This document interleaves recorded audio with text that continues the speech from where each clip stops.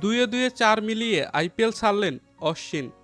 IPL থেকে অবসরের ঘোষণা দিলেন রবিচন্দ্রন অশ্বিন। আজ সামাজিক যোগাযোগ মাধ্যমে নিজের এক্স হ্যান্ডেলে বিশ্বের জনপ্রিয়তম ফ্র্যাঞ্চাইজি ক্রিকেট লিগটি থেকে অবসরের ঘোষণা দেন তিনি।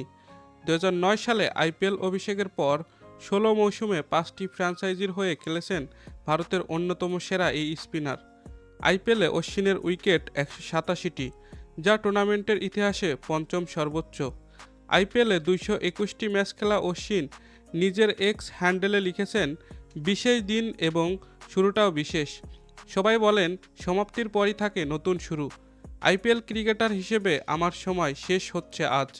একই পোস্টে সবাইকে ধন্যবাদ জানিয়ে অশ্বিন আরও লিখেছেন, দারুণ কিছু স্মৃতি ও সম্পর্কের জন্য সব ফ্র্যাঞ্চাইজিকে ধন্যবাদ এবং বিশেষ করে আইপিএল ও বিসিসিআইকে, কারণ তারা আমাকে এখন পর্যন্ত যা দিয়েছে, সামনে যে সময়টা পড়ে আছে সেটা উপভোগ ও সদ্ব্যবহার করতে চাই। আইপিএল থেকে অবসরের ঘোষণা দিয়ে এক্সে করা পোস্টেই স্পষ্ট অশ্বিন কী চাইছেন। ভারতীয় ক্রিকেট থেকে অবসর নিয়ে অশ্বিন এখন বিশ্বের বিভিন্ন টি-20 লিগে খেলতে চান। সম্প্রতি ৩৭ বছর বয়সী চেতেশ্বর পূজারাও সব ধরনের জাতীয় ক্রিকেট থেকে অবসর নিয়েছেন। এর আগে একইভাবে দীনেশ কার্তিক, সুরেশ রায়নারাও ভারতীয় ক্রিকেট থেকে অবসর নিয়ে বিভিন্ন টি-20 লিগে নিজেদের নাম লিখিয়েছেন। অশ্বিন সর্বশেষ আইপিএল খেলেছেন চেন্নাই সুপার কিংসের হয়ে। গত মৌসুমে তাকে ৯,৭৫,০০,০০০ রুপি দিয়ে কিনেছিল চেন্নাই।